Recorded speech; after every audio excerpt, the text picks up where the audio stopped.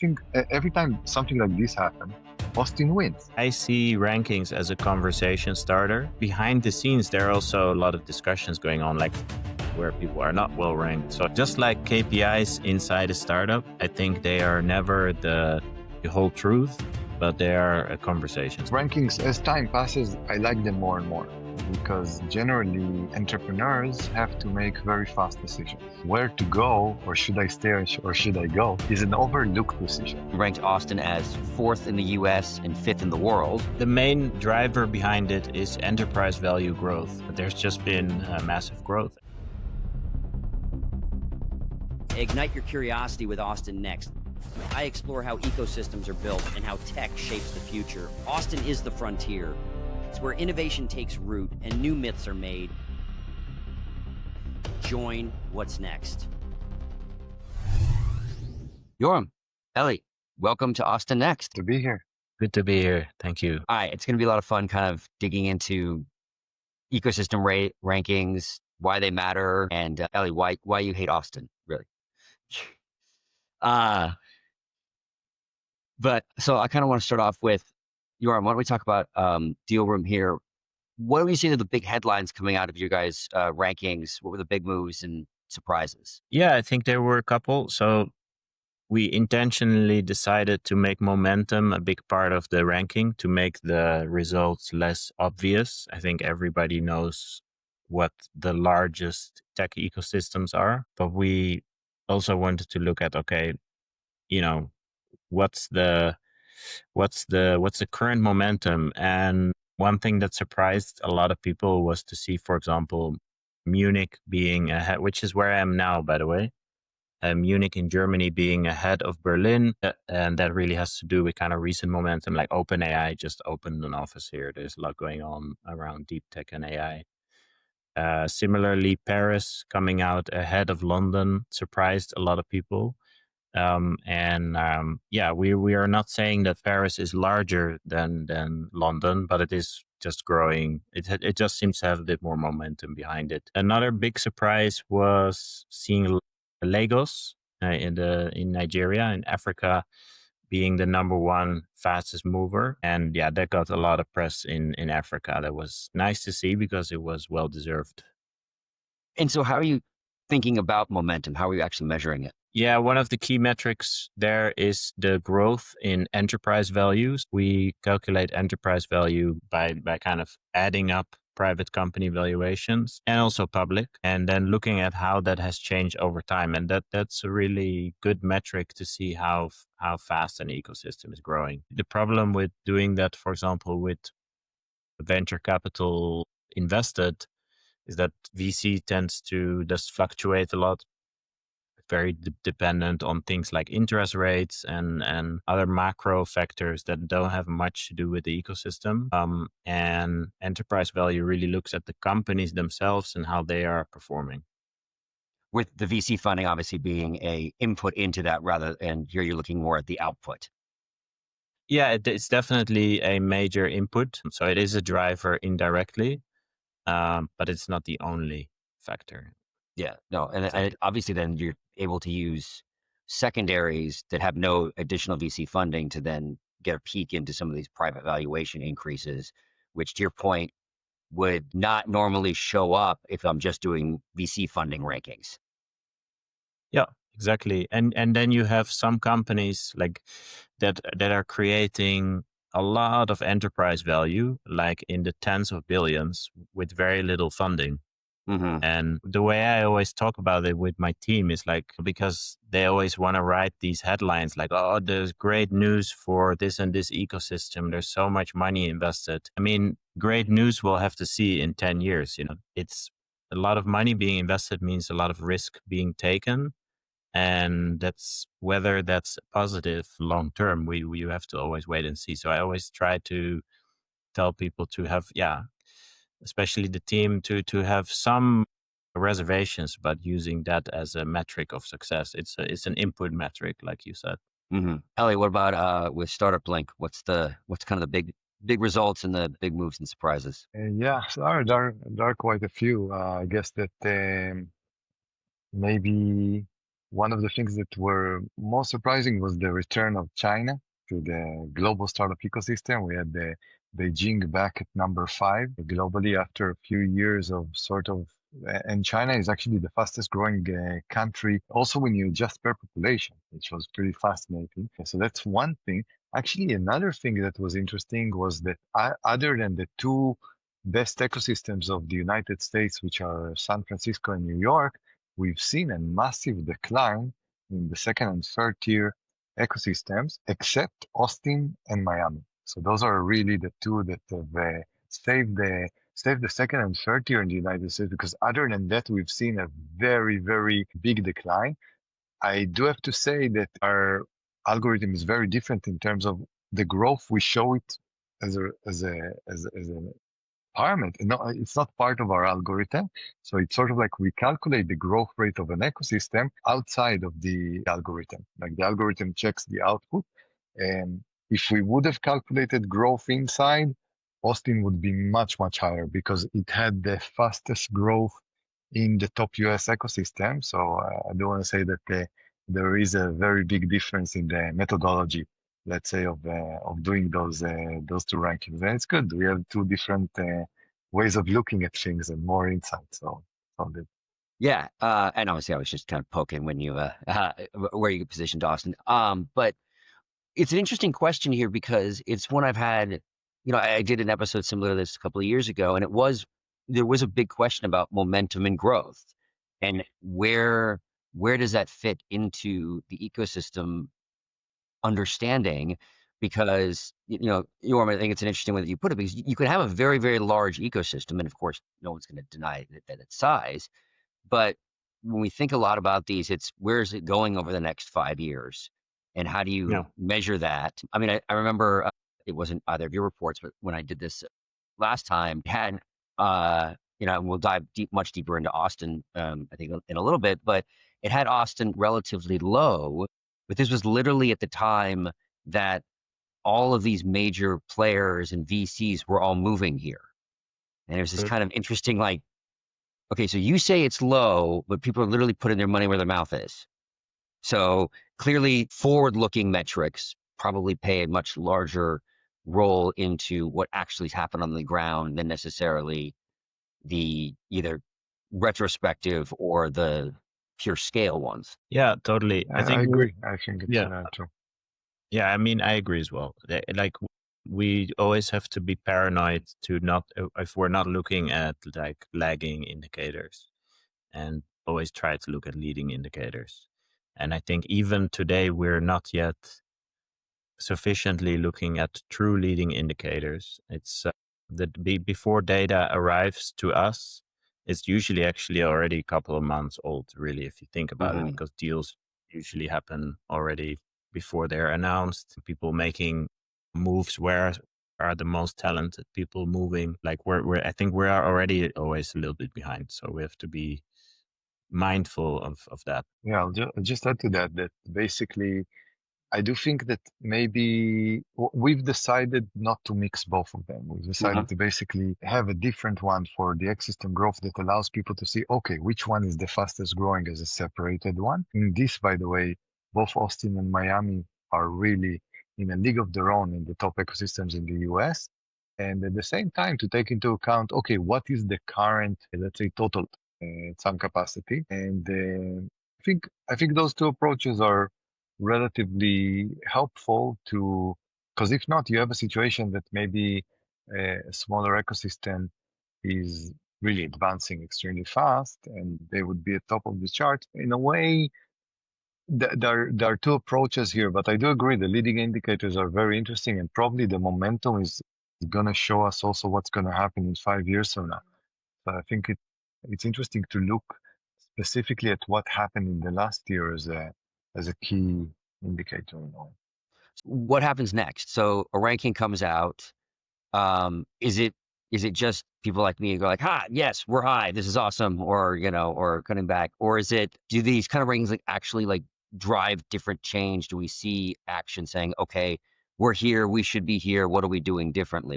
What is the kind of the next step from these types of reports? Yeah, I mean, I see rankings as a conversation starter, bragging rights. So yeah, it's mostly people who do well who share them. But then behind the scenes, there are also a lot of discussions going on, like where people are not well ranked. So it starts conversations, and yeah, they are not a goal in itself. And hopefully those conversations are more substantive, because in the end, I do think rankings have a limitation in terms of their true value. It's a just like KPIs inside a startup. I think they are never the whole truth, but they are a conversation starter. I think rankings, as time passes, I like them more and more because generally entrepreneurs have to make very fast decisions and they don't necessarily have the time to really do the research themselves. And I think that the decision on where to go, or should I stay or should I go, is an overlooked decision.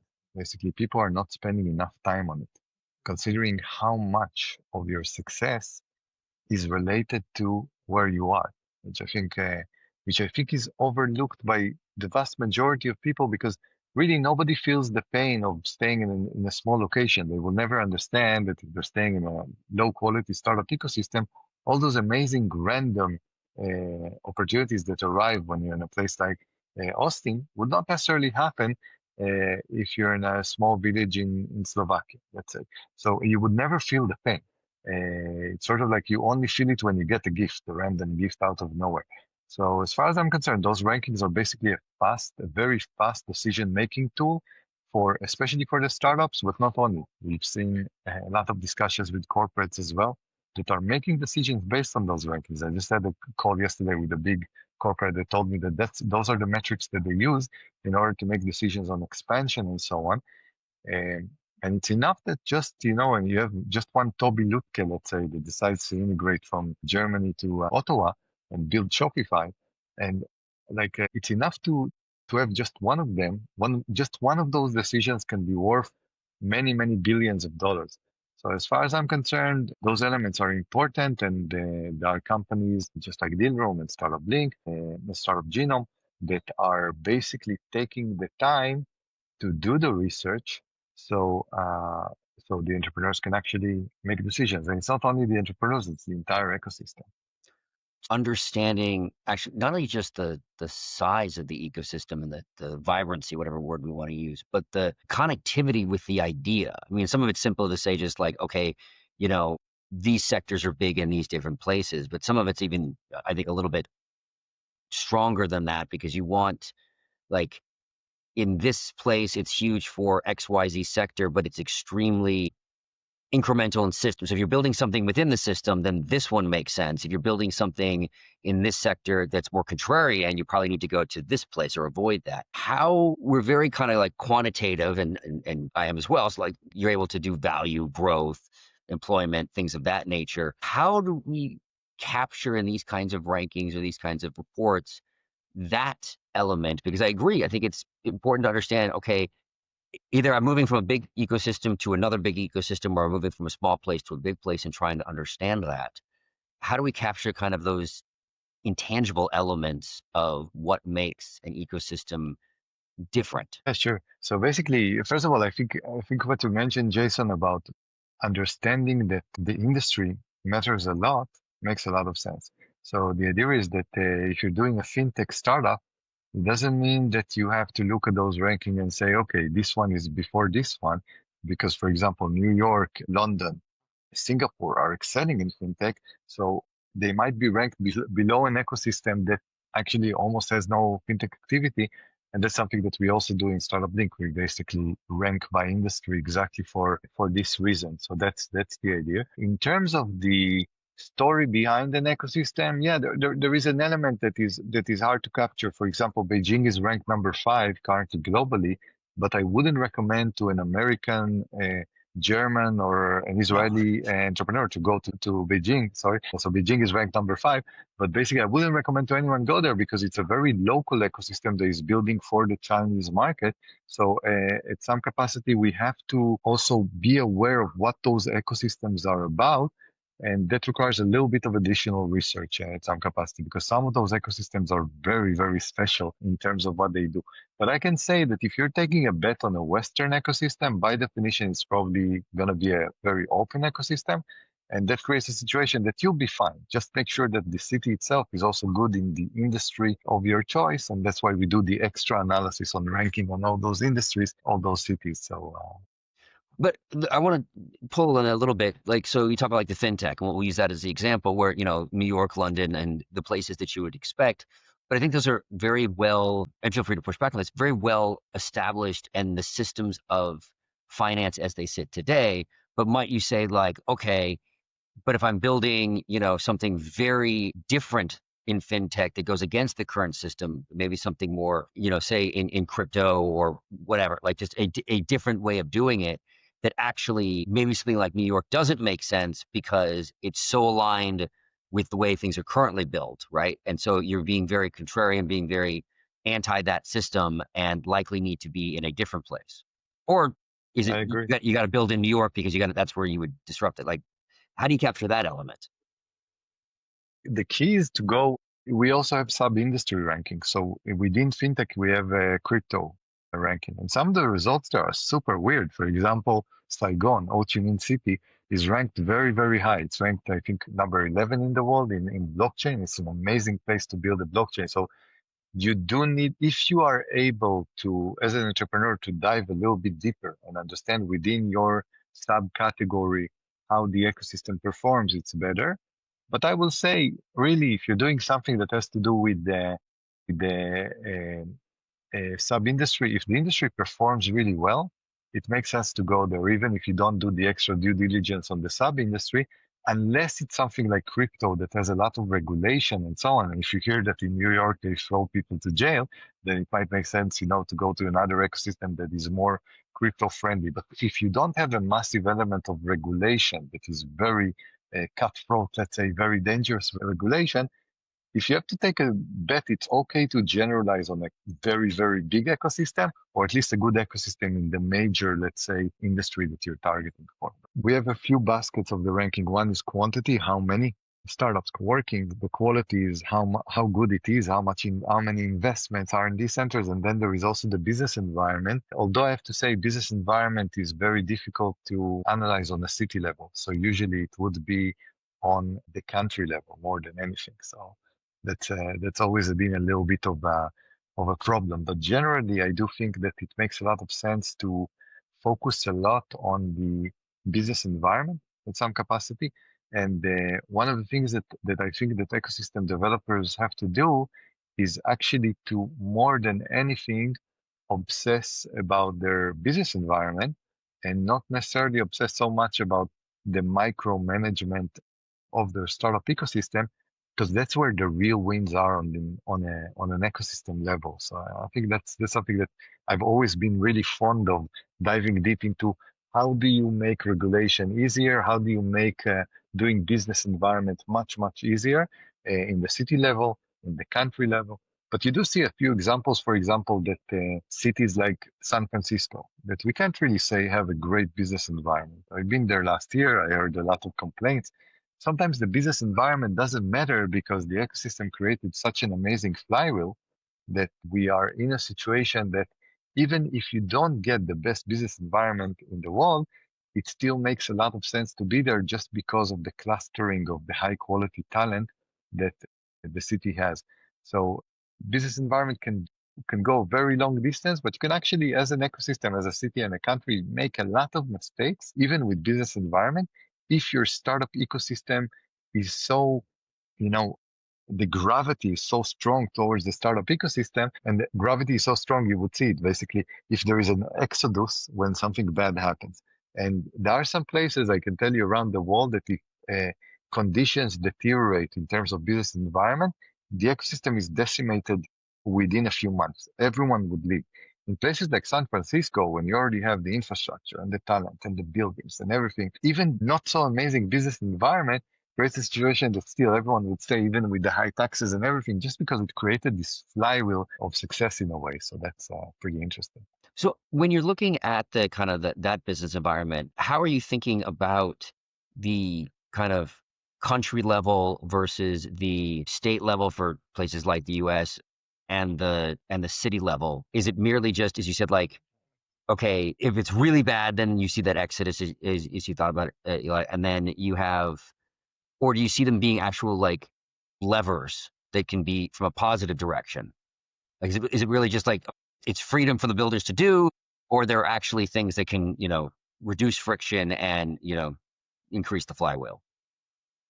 Yeah, I think generally first of all, we can't really connect from our country, which means that, for example, if we take Austin, for example, we can have good business environment, but if the USA situation is really deteriorating, there isn't that much we can do. So the cities, I have to say that the cities are a little bit in a cruel game where they really depend a lot on let's say the upper level, the government level. So that has to be said.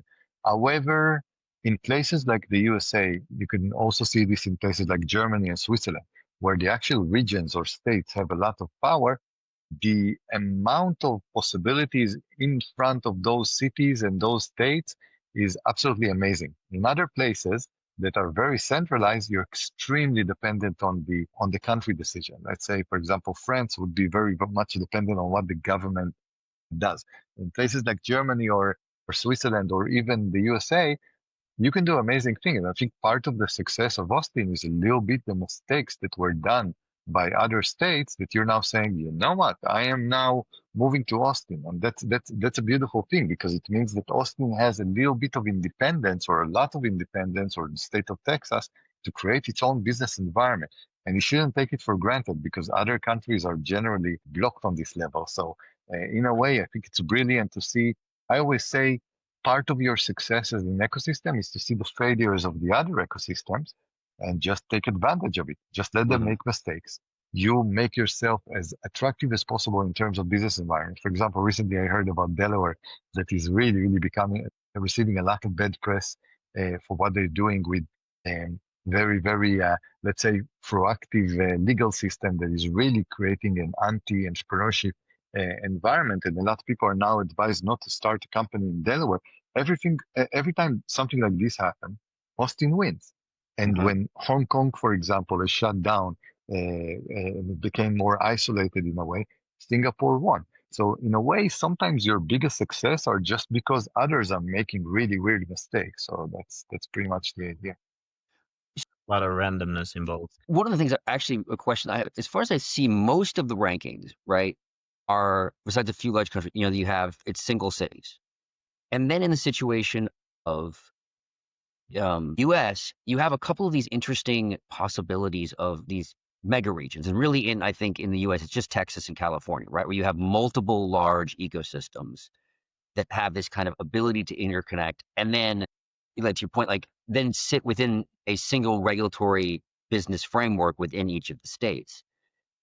Do you see those kind of mega regions within single jurisdictions having any sort of connective effect? And one thing that I've observed, I lived in California for a long time and then moved to Texas, is that there was a lot more interconnectivity between Dallas, Austin, Houston than there was between the Bay, LA, San Diego. It's only been really recently with like the Bay and the Gundo to actually see some interconnectivity. Do you see that playing a role? And is it something we can even capture in quantitatively to say like, okay, this has a second order effect? Basically, yeah, I think it's pretty interesting. The relations between the nearby cities and so on are always pretty interesting. In some cases, you would be in a situation that the city close to a cluster would try as much as possible to disconnect itself and differentiate itself from the cluster, of basically saying, look, we're independent, we're totally not connected, and so on and so on. In other cases, and I guess that's what's happening in Austin. I don't know. I've never been there, so I'm really interested to go and see the magic. But I guess that in other places, the cities nearby would rally behind the leading city, and would say, hey, I'm part of this amazing ecosystem, usually at a much lower cost at some capacity. So that's one thing to say. The second thing is basically Jason, when you mentioned the mega cities, that's where I get excited. Because honestly, the real problem, not a problem, but a little bit of an unfair thing, is that the mega cities have a massive advantage in terms of their performance and so on just by the sheer let's say volume of the population that creates a lot of unfair advantage in a way. So we try to do the countries per capita, but then when we do the cities, we say, look, a big city has an unfair advantage, and that's something that gives San Francisco and New York a lot of advantage, just the sheer number of population that they have. And that means that basically, if you want to strengthen your ecosystem, it's pretty interesting. Just bring more people into the city. And just by doing that, you would create a much more powerful ecosystem because you have nothing to lose. If only one of them out of 100 does something that has to do with startups, you won in a way. So that's pretty interesting too. This entire topic is very complicated. Yeah, so if I agree with everything and really interesting. I think one thing I can add to that is what we've been doing at Dealroom is also look at cluster formation. So the same way that the Bay Area basically is a cluster of different cities, trying to get people outside of the US also to think like that sometimes. And, if there's a 4-hour train ride between Amsterdam and London. There's a 2-hour train ride between London and Paris. There are so many great universities in that whole area, and we're trying to get people to think of that as one ecosystem instead of many fragmented ones. I think especially places in countries outside of the US really, really need that. So I want to ask that then, so when you talk like London, Paris being so close and it's like thinking of it as one like broader ecosystem, but what happens when you cross country lines?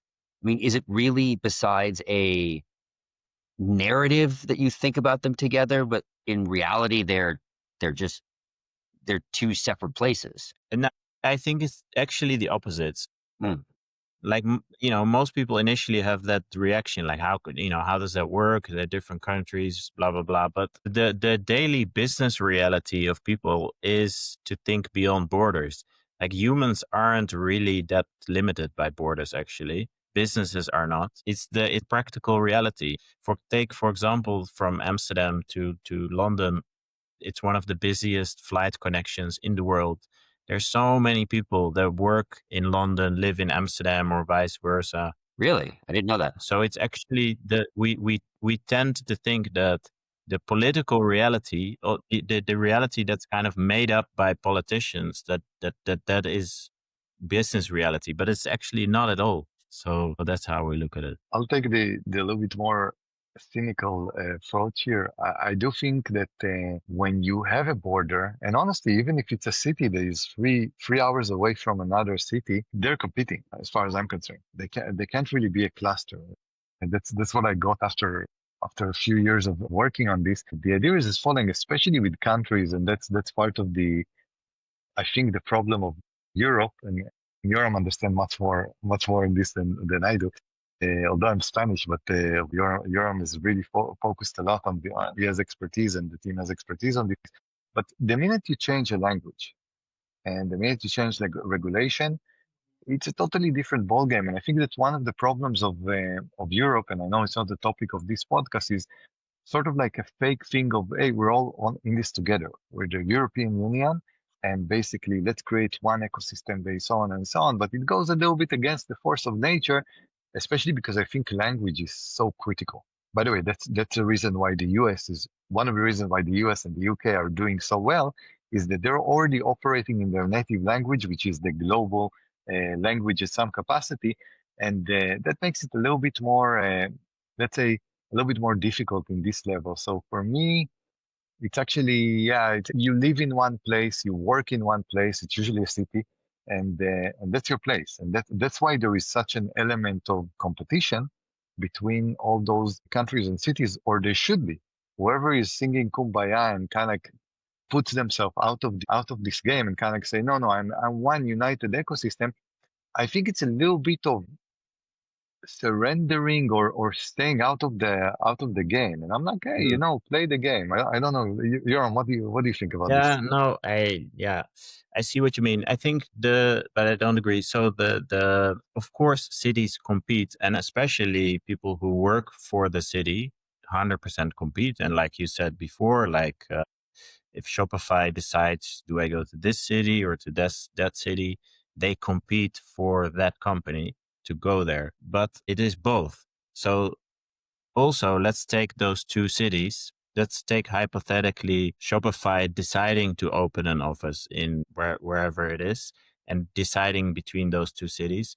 But maybe they wouldn't have gone at all to either of those cities if there wasn't a strong ecosystem. And I think if you look at the US, like, do Boston and Silicon Valley compete? Yes. But would either of them have been as strong if both didn't exist? Like, of course they also make each other stronger. So it's both. And I think, these are not football clubs where only one can win the Champions League. They are something else. So they both compete and have a symbiotic relationship.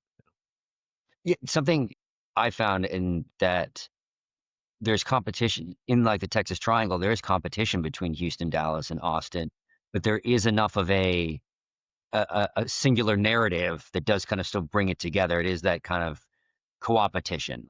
They want to be together. I do think it's an interesting point that you made with language, because AI is making, the language barrier break down a lot easier. I will literally say ChatGPT act as a real-time translator and done. And it's just amazing the ability to do that. And we're seeing different, video conferencing technologies, including Google or Zoom, like starting to implement real-time translation. And so that language barrier, I mean, it's the cultural barrier may not be, is still always is there. And that's a different thing, but the regulatory, but the language barrier, I think, is dropping really quickly. Agree. Totally. I think that one of the risks that our indexes are facing is that basically maybe everything will also be in the cloud. You already see a few companies, for example, Telegram, their headquarters in Dubai, but they're sort of nowhere. They can just shift, I guess. I don't know, but it seems to me that it's sort of like there are some companies already that, especially the fully remote companies, that are living sort of nowhere. Add to this the abilities of AI. And it should be very interesting to see if maybe the physical location would not matter that much. But when that happens, maybe our indexes would be victims of that, but there will be other major shift in humanity if the physical reality would not matter that much anymore. But definitely it's something that can happen in the future. But you can see also the extra wave of resistance against this. You can see this in the remote of basically how everyone wants their people to go back to the office. It just solidifies a little bit the strength of the city, because in COVID time it seemed like, hey, everything is on the cloud. And what does it matter if it's Austin? People are in a small location in the Hamptons or whatever. But now there's been a little bit of a resistance to that makes the physical location important again. So it's pretty interesting to see how society is changing. Yeah. All right. So I want to pivot to Austin and why Austin's amazing. No, I'm just kidding. Yoram, I want to start with you. You ranked, Dealroom Dealroom ranked Austin as 4th in the US and 5th in the world, which I'm just going to say yes, of course you're right. And then obviously, Eli, you guys ranked us as 6th in the US and 16th globally. So it's relatively close, I think, in the US. It's the global that I think it's a difference. So Yoram, I want to start with you. Like, what is it you're seeing? Why were we? I was pleasantly surprised, to be honest. Like, I was not expecting Austin to be that hot. The main driver behind it is enterprise value growth. So if you look at that metric and the way we calculate it, so we try to really have the enterprise value of every single startup and scale up in the ecosystem. There's just been massive growth, and it's driven by a bunch of very large successful companies as well as younger startups. So they're just doing really well. I'm sure that if you measure by other ways, I'm curious to see, but that is the number one driver, and I'm curious to see how Eli looks at it. Yeah, in terms of our results are actually pretty similar if you also combine the growth element, because as I mentioned in the beginning of the podcast, that in terms of growth, we had a very disappointing growth all across the US. So what has happened in Austin with what we see in the ecosystem growth rate over there was 24.1, which is basically how the total score has changed between 25 to 24. It's a very high growth. In terms of what, if you look, by the way, on the national ranking and the movements in the national ranking in the USA, we have only one change in the top 10, which is basically Austin going above Chicago. Chicago was historically way above Austin for in our rankings, and now this one has switched, so Austin is ranked above Chicago. It's getting very, very close, by the way, to Seattle. Seattle has an 11% growth rate. Austin has 24% growth rate, so they're really closing the gaps. And it's also closing the gaps from Boston and Los Angeles, which are a little bit of a very clearly higher tier when we look at the total score of Los Angeles and Boston. So the momentum is excellent. I mean, it's definitely something that you should congratulate yourself on. It's basically one of the highest growth in the USA, together with New York, and in the top 10, it's the only city that actually globally had a plus. No other city in the top 10 in the USA has increased its global ranking other than Austin. We had over the last 5 years amazing growth, both with people moving here. We've now had more late stage. I mean, if you look at like obviously Q1, we've had a significant late stage and large kind of deals happening there. My question is, some of it is not like Q1's not necessarily repeatable, right? Like that, we're not at that where every quarter. Are we setting up for being dropped in the rankings next year because we had such sustained growth, and we'll add a new norm, but not necessarily where it's going to be every year, right? It went from being making it up. If we had 24% growth, we were before at 10, maybe we'll drop to 18. So my question is, is it a great bump that we're having, but then we're going to look back next year and be like, this was an amazing kind of flywheel? In our case, probably not, because our results are cumulative in the last 10 years. So because we don't look, the growth is separated from the total output of the ecosystem. I think not. I think it's not really a risk. What you achieved now will stay in a way. Will be faded, but will stay. So I think that in our case, I think the momentum does show that we're going to do. I don't know. Nobody can foresee the future, but there is also a reason of, Jason, if you guys have done so well in Q1, why slow down? Instead of saying, hey, it was an amazing quarter. No, this is now the new norm. This is what Austin is doing, and we only want to do better. So in a way, that's what San Francisco and New York would say. So I think we should adapt to their mindset, the bullish mindset. Yoram, what do you? I agree. I think it's just that we had a bunch of amazing deals in Q1 and we're starting to have more of them. As you said, like we had another $200 million deal in Q2. I think it's just a matter of that the timing happened to all be in Q1. And I think we'll start increasing that. They just may not be all concentrated in a single quarter. Yoram, your thoughts? Yeah. On our side, it is always possible that there's a sharp drop. Like, there is a lot of disruption all the time. Now we're like, I think AI is really a profound new kind of, has a profound impact on everything. And I do think there's going to be a lot of disruption. I'm actually not in the camp that I think there will be like massive unemployment or anything like that. But I do think startups in particular are very much impacted. And that makes also your ranking very volatile. Like if an ecosystem can't play along in this field, then that could have a big impact. And the way our ranking works is, like if there is suddenly a major drop in value, and that it can impact the numbers quite a lot. This has been a lot of fun. I think we always like to end with the same question. What's next, Austin? Are you saying what's next for Austin? Yes. I'm really, really bullish. If you see, like, I don't want to get overly political, but I think there is a major shift of people wanting to be in safe, free places, and where building is encouraged. I think that's gonna be like a massive push for cities like Austin, and hope others will actually follow the example. Yeah, I totally agree. I think Austin, basically, startup ecosystem take a very long time to change. The actual output and so on, they're built on foundation of 30, 40 years ago. So we should also be a little bit patient in terms of how fast can you go and can I become the next Silicon Valley? No, like they started 20 years before everyone else. So it's going to take a lot of time to close this. And there is an element of a flywheel. But just like Yoram said, the narrative of Austin is extremely positive.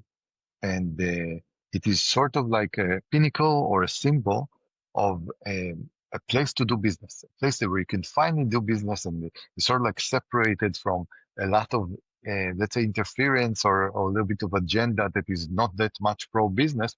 So as long as Austin continues with that, does not surprise entrepreneurs and does not do anything to damage its brand, just like Delaware have done recently and San Francisco have done already multiple times every year, but still manages to be the best because they're the Michael Jordan. But as long as Austin manages not to make mistakes and to keep its beautiful brand of a place to do business, then it's going to continue growing. And I think I'm also very optimistic about Austin. So what's next, Austin? We're glad you've joined us on this journey. Please subscribe at your favorite podcast catcher, leave us a review, and let your colleagues know about us.